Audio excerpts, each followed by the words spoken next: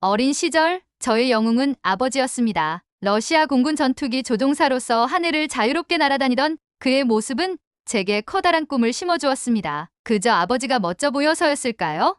아니요. 아버지는 민간인을 보호하기 위해 언제나 망설임 없이 출격하셨고 돌아오실 때면 꼭 웃는 얼굴로 저를 안아주셨습니다. 하지만 그날은 달랐습니다. 제 생일을 앞두고 아버지가 맡았던 마지막 임무는 북부 지역의 대규모 민간 대피 작전이었습니다. 평소처럼 밝게 출격하셨던 아버지의 전투기는 돌아오지 않았습니다. 사고 소식을 들은 엄마는 한참을 울다 결국 무너졌고 저는 아버지의 빈자리가 무엇을 의미하는지 그때 처음으로 깨달았습니다. 아버지는 민간인을 보호하려다 추락사고로 세상을 떠나셨습니다. 그날부터 저도 전투기 조종사가 되겠다고 결심했습니다. 아버지의 유지를 잇고 싶었기 때문입니다. 수많은 훈련과 시험을 거쳐 저는 러시아 공군 전투기 조종사가 되었습니다. 수천억을 들여 개발된 최신 전투기를 조종하며 하늘을 날 때면 아버지가 곁에 있는 듯한 기분이 들었죠. 그러나 그 믿음도 오래가지 못했습니다. 어느 훈련 날이었습니다. 저와 함께 훈련하던 동료의 전투기가 갑자기 엔진 불량으로 추락했습니다. 마치 아버지의 사고를 다시 보는 것 같았습니다. 머릿속이 하얘지고 심장이 터질 것처럼 뛰었죠. 그날 이후로 저는 더 이상 전투기에 오를 수 없었습니다. 두려움과 공포가 제 발목을 붙잡았죠. 결국 저는 군을 떠나 민간 항공사로 이직했습니다. 더 이상 사람을 지키는 전투기가 아닌 사람을 실어 나르는 여객기를 조종하는 것이 저의 새로운 일상이었습니다. 안전하다고 생각했지만 마음속 깊이 자리 잡은 공포는 쉽게 사라지지 않았습니다. 그리고 그날 제 인생을 바꾼 일이 벌어졌습니다. 인천으로 향하는 비행편을 맡았을 때였습니다. 출발은 순조로웠지만 기상 악화로 인해 강한 난기류를 만났습니다. 여객기가 흔들릴 때마다 제 가슴도 함께 요동쳤습니다. 괜찮다, 이건 전투기가 아니다라며 스스로를 다독였지만 몸은 굳어가고 있었습니다. 승객들의 불안한 속삭임이 들려오자 저도 불안감이 엄습했습니다. 하지만 저는 끝까지 포기하지 않았습니다. 승무원들과 함께 안전한 착륙을 위해 최선을 다했습니다. 인천공항 활주로에 무사히 내렸을 때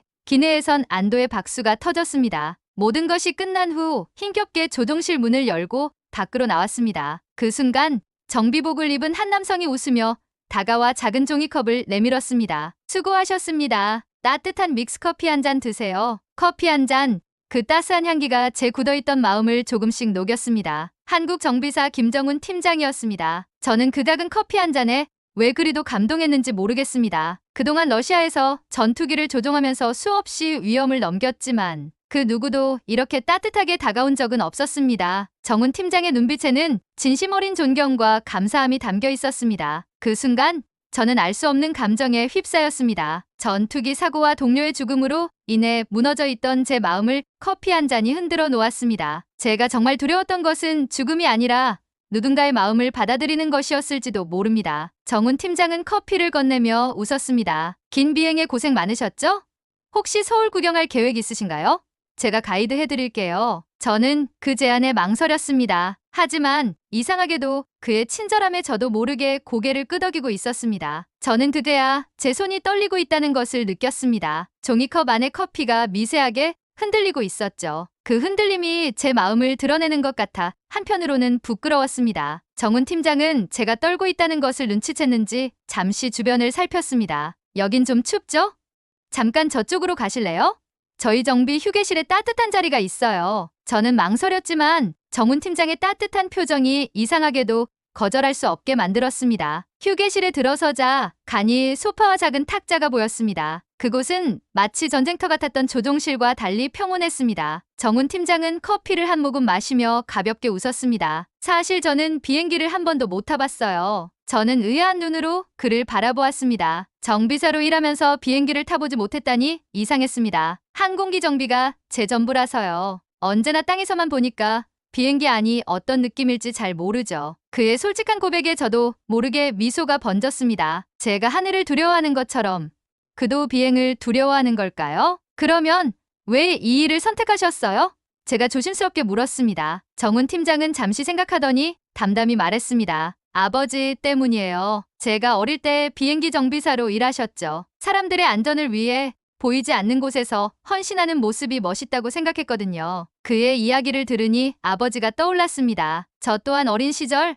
아버지의 비행을 자랑스럽게 여겼습니다. 사람들을 지키기 위해 목숨을 걸었던 그의 신념이 지금 저에게도 여전히 남아있는 걸까요? 정훈 팀장은 제 표정을 살피며 말을 이었습니다. 조종사님도 힘드신 것 같아요. 비행은 잘 마치셨지만 뭔가 많이 지쳐 보이세요. 순간 울컥하는 감정을 억누르기 힘들었습니다. 누군가 제 마음을 알아봐준 것이 오랜만이었습니다. 저는 사실 아직도 두려워요. 비행 중 사고를 겪은 적이 있거든요. 그때 이후로 하늘이 무서워졌어요. 제 이야기를 듣던 정훈 팀장은 잠시 생각하더니 조용히 말했습니다. 그래도 포기하지 않으셨네요. 비행기를 조종한다는 건 그만큼 책임감이 큰 일이잖아요. 저는 그런 조종사님이 정말 대단하다고 생각해요. 그의 진심 어린 말에 제 눈시울이 뜨거워졌습니다. 전투기 조종사로서 군을 떠나 민간 항공사로 전향한 제 자신을 한없이 비겁하게 느껴왔지만 정훈 팀장의 따뜻한 시선이 제게 용기를 주었습니다. 잠시 뒤 정훈 팀장은 커피를 다 마시고 자리에서 일어났습니다. 이따가 서울 시내 구경 가실래요? 제가 괜찮은 식당도 알고 있는데요. 저는 어색한 미소를 지으며 고개를 끄덕였습니다. 이렇게 자연스럽게 사람과 어울리는 게 얼마만인지 모르겠습니다. 인천공항의 활주로를 뒤로하고 정훈 팀장의 차를 타고 서울로 향했습니다. 창밖으로 보이는 한국의 풍경은 마치 다른 세상 같았습니다. 낯설면서도 어딘가 포근한 느낌이 들었죠. 정훈 팀장은 운전하며 서울에 대해 이것저것 설명했습니다. 고층 빌딩 사이로 공원이 자리 잡고 사람들은 분주하면서도 활기찼습니다. 그는 친근하게 서울의 명소를 소개하며 제게도 자연스럽게 말을 걸었습니다. 저녁엔 삼겹살 어때요?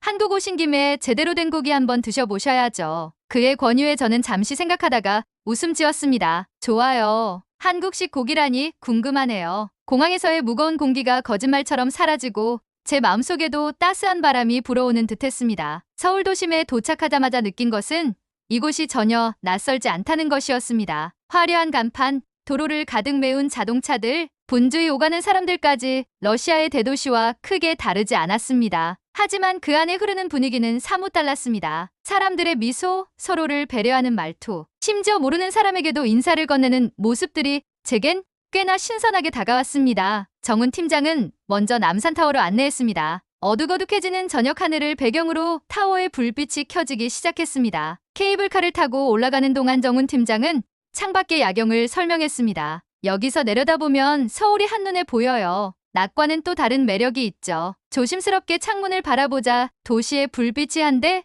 모여 반짝이는 모습이 보였습니다. 그 빛을 바라보며 문득 이런 생각이 들었습니다. 아버지가 마지막으로 본 풍경도 이런 아름다운 하늘이었을까 하고요. 남산타워 전망대에 올라서자 서울의 전경이 한눈에 펼쳐졌습니다. 불빛들이 하늘의 별처럼 반짝이고 있었습니다. 정훈 팀장은 잠시 자리를 비웠고 저는 홀로 창밖을 바라보았습니다. 그때 등 뒤로 들린 아이의 목소리가 제 시선을 끌었습니다. 아빠, 별 같아. 하늘에도 별이 있고 땅에도 별이 있어. 아버지와 함께 온 듯한 어린아이가 그 작은 손으로 창문을 가리키며 활짝 웃고 있었습니다. 순간 저는 가슴 한구석이 따뜻해지는 것을 느꼈습니다. 언젠가 저도 아버지와 별을 바라보며 이런 이야기를 나눴던 기억이 떠올랐습니다. 정훈 팀장이 돌아와 작은 기념품을 건넸습니다. 남산타워 모양의 열쇠고리였죠. 여기 오면 꼭 하나씩 사가야 해요. 서울의 상징 같은 거거든요. 저는 미소를 지으며 그 열쇠고리를 손에 꼭 쥐었습니다. 제게도 이 순간이 소중한 기억으로 남을 것 같았습니다. 다음으로 정훈 팀장은 저를 맛집으로 안내했습니다. 테이블 위로 가지런히 놓인 상차림을 보고 깜짝 놀랐습니다. 각종 반찬이 가득하고 한가운데 커다란 삼겹살이 지글지글 구워지고 있었습니다. 와, 이렇게 많은 음식을 한꺼번에? 정훈 팀장은 웃으며 설명했습니다. 한국은 음식을 나누어 먹는 문화가 있어요. 가족이나 친구들이 함께 먹으며 정을 나누는 거죠. 러시아에서는 보통 개별 접시에 음식을 담아 먹는 것이 일반적이었기에 이 풍경은 매우 낯설었습니다. 정훈 팀장이 고기를 잘 구워 작은 쌈을 만들어 제게 건넸습니다. 드셔보세요. 이렇게 싸서 한 입에 먹는 게 제일 맛있어요. 저는 어색하게 쌈을 받아 한 입에 넣었습니다. 입안 가득 커지는 고소함과 풍부한 양념 맛에 감탄이 절로 나왔습니다. 정말 맛있어요. 이렇게 먹는 게 신기하네요. 정훈 팀장은 기분 좋은 듯 웃으며 말을 이었습니다. 한국에서는 음식이 곧 마음이죠. 힘든 사람에게 밥 한 끼 대접하는 게 가장 큰 위로예요. 그때 김 팀장의 딸 수아가 등장했습니다. 초등학생쯤 되어 보이는 그녀는 아빠를 닮아 밝고 순수한 눈망울을 가지고 있었습니다. 수아는 작은 손으로 정성스레 싸준 쌈을 제게 내밀었습니다. 아줌마, 이거 드세요. 제가 직접 만든 거예요. 그 순간 제 눈에 눈물이 맺혔습니다. 아무리 힘든 일이 있어도 따뜻한 한 끼를 함께 나누며 위로하는 이 문화가 너무도 특별하게 느껴졌습니다. 정훈 팀장은 그런 저를 보며 조용히 말했습니다. 소피아 씨도 힘든 시간 많았겠죠. 여기서 조금은 쉬어도 돼요. 저는 눈시울이 붉어진 채 고개를 끄덕였습니다. 한국에서 처음 느끼는 온기와 다정함이 제 안에 켜켜이 쌓여있던 불안을 조금씩 녹여내고 있었습니다. 식사를 마친 후 정훈 팀장은 저를 한강으로 안내했습니다. 야경 속에서 반짝이는 물결은 마치 제 마음을 닮은 듯했습니다. 정훈 팀장은 제게 천천히 다가와 물었습니다. 혹시 비행하면서 가장 기억에 남는 순간이 있으신가요? 저는 잠시 생각하다가 답했습니다. 아버지가 저에게 첫 비행을 보여주셨던 날이요. 하늘을 날아오르는 그 순간의 설렘을 아직도 잊지 못해요. 정훈 팀장은 고개를 끄덕이며 말했습니다. 그렇다면 아직 하늘을 포기하지 않으신 거네요. 그 설렘이 있다는 건 아직도 비행을 사랑한다는 증거 아닐까요? 그의 말을 듣고 있자니 가슴이 벅차올랐습니다. 두려움 속에서도 제가 여전히 하늘을 그리워하고 있다는 사실을 처음으로 깨닫게 된 순간이었습니다. 서울에서의 며칠은 제게 새로운 감정을 심어주었습니다. 공항에서 우연히 만난 정훈 팀장의 따뜻함, 그의 가족과 함께 나눈 소박한 저녁, 그리고 서울의 밤하늘을 바라보며 느꼈던 편안함까지 어느새 저는 한국에서의 시간을 자연스럽게 받아들이고 있었습니다. 그러던 어느 날 정훈 팀장으로부터 뜻밖의 연락이 왔습니다. 소피아 씨, 혹시 시간 괜찮으시면 저랑 같이 만날 분이 있는데 같이 가실래요? 만날 분이요? 네, 아버님과 관련된 분이에요. 그 말을 듣는 순간 가슴이 쿵하고 내려앉았습니다. 아버지와 관련된 사람이라니 머릿속이 복잡해졌습니다. 한국에서 아버지 이야기를 듣게 될 줄은 몰랐기에 당황스러웠습니다. 하지만 호기심과 두려움이 뒤섞인 마음으로 저는 정훈 팀장의 제안을 받아들였습니다. 그가 안내한 곳은 서울 외곽의 한 작은 카페였습니다. 그곳에서 저를 기다리고 있던 사람은 머리가 희끗희끗한 중년의 남성이었습니다. 정훈 팀장은 그를 가리키며 말했습니다. 여기 최대령님이세요. 러시아 공군과 협력했던 적이 있으셔서 소피아 씨 아버님을 기억하고 계신다고 하더라고요. 최대령은 저를 보자마자 반갑게 인사를 건넸습니다. 아버지를 정말 닮으셨네요. 처음 뵙겠습니다. 저는 떨리는 목소리로 인사를 돌려드렸습니다. 아버지를 아셨다고요? 네. 몇 차례 러시아 공군과 합동훈련을 했을 때 인연이 있었습니다. 참 인상 깊은 분이었죠. 최대령의 이야기가 시작되자 저는 아버지에 대한 기억을 다시금 되새겼습니다. 최대령은 깊은 한숨과 함께 말을 이었습니다. 사실 소피아 씨 아버님이 사고로 돌아가셨을 때 저도 현장에 있었습니다. 그 한마디에 저는 숨을 삼켰습니다. 어떻게 된 일인지 알고 싶습니다. 최대령은 고개를 끄덕였습니다. 당시 민간 대피 작전이었죠. 인근 마을이 반군의 공격에 노출되었고 민간인들이 위험에 처했어요. 소피아 씨 아버님은 민간인 대피 경로를 확보하기 위해 출격했습니다. 그런데 그때 적의 미사일이 날아왔죠. 제 두 손이 떨리기 시작했습니다. 그동안 막연히 알고 있던 사실이 구체적인 장면으로 그려졌기 때문입니다. 아버님은 위험을 무릅쓰고 민간인을 먼저 대피시켰어요. 그리고 나서 미사일을 피하려 했지만 결국 격추되었습니다. 저는 그 순간을 잊을 수가 없습니다. 그 말을 듣는 순간 제 안에 억눌려 있던 감정이 터져 나왔습니다. 눈물이 멈추지 않았습니다. 그동안 아버지를 원망했던 제 자신이 한없이 초라해졌습니다. 아버지가 사람들을 지키기 위해 그렇게. 최대령은 고개를 끄덕였습니다. 그분은 늘 그랬습니다. 사람을 구하는 것이 진정한 비행이라고요. 그 말이 제 가슴을 깊게 울렸습니다. 아버지는 하늘을 나는 기술보다 사람을 지키는 가치를 중요하게 생각했던 분이었습니다. 제가 두려움에 갇혀 도망쳤던 이유도 그 뜻을 온전히 이해하지 못했기 때문이었습니다. 그날 이후로 저는 밤새 아버지의 사진을 보며 생각했습니다. 비행이란 단순히 기체를 조종하는 일이 아니라 사람의 생명을 지키는 소명이라는 것을요. 정훈 팀장의 말처럼 저는 여전히 하늘을 사랑하고 있었습니다. 다만 아버지처럼 누군가를 지키는 비행이 두려웠던 것입니다. 며칠 뒤 인천공항에서 다시 비행 준비를 하던 중 정훈 팀장이 다가와 웃으며 물었습니다. 오늘은 괜찮으세요? 저는 한참을 망설이다가 천천히 고개를 끄덕였습니다. 네, 이제 조금 알 것 같아요. 비행이란 사람의 소중한 순간을 운반하는 일이죠. 정훈 팀장은 눈을 반짝이며 말했습니다. 그렇죠. 그러니까 오늘도 안전 비행 부탁드립니다. 이후로 저는 매일 비행 전에 아버지를 떠올렸습니다. 이제는 그 두려움이 오히려 책임감으로 변했습니다. 아버지의 뜻을 이어받아 제게 주어진 소명을 다시금 깨닫게 된 것입니다. 서울에서의 시간이 길어질수록 저는 이곳이 점점 더 편안하게 느껴졌습니다. 공항을 오가는 사람들의 분주한 발걸음, 정비실에서 흘러나오는 웃음소리, 그리고 저를 반갑게 맞아주는 정훈 팀장의 따뜻한 인사까지 한국의 공기는 제게 새로운 삶의 희망을 선사했습니다. 어느 날 공항 대기실에서 휴식을 취하던 중 정훈 팀장이 다가와 말을 꺼냈습니다. 소피아 씨, 좋은 소식이 있어요. 한국항공교육센터에서 교관으로 초빙하고 싶다고 연락이 왔습니다. 저는 순간 귀를 의심했습니다. 저를 교관으로요?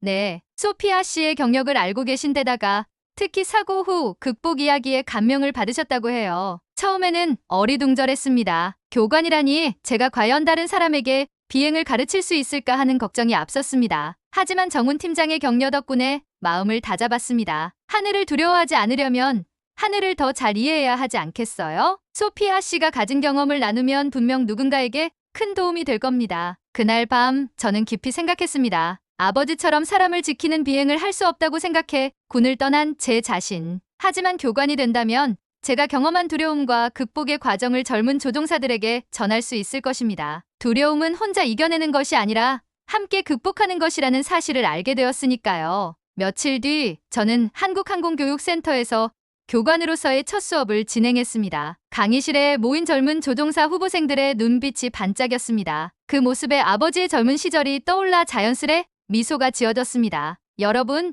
비행은 단순히 하늘을 나는 기술이 아닙니다. 사람의 소중한 시간을 나르는 일입니다. 때론 두려움이 밀려오지만 그 순간에도 책임감을 잊지 않아야 합니다. 강의를 마친 후 한 후보생이 다가와 물었습니다. 교관님, 혹시 비행이 두려운 순간엔 어떻게 해야 하나요? 저는 그 질문에 잠시 생각하다가 대답했습니다. 두려움은 나약함이 아니라 책임감에서 비롯되는 감정입니다. 그럴 땐 혼자 이겨내려 하지 말고 동료와 함께 나누세요. 혼자라면 무너질 수 있지만 함께라면 분명 극복할 수 있습니다. 후보생의 얼굴에 희미한 미소가 번지는 것을 보며 저는 문득 아버지가 떠올랐습니다. 민간인을 구하려다 희생되었던 아버지. 그 순간에도 아버지는 혼자가 아니었음을 깨닫게 되었습니다. 동료들이 함께했기에 그의 용기가 더 빛났던 것입니다. 정훈 팀장은 훈련을 마친 저를 찾아와 웃으며 말했습니다. 이제 교관님 다 되셨네요.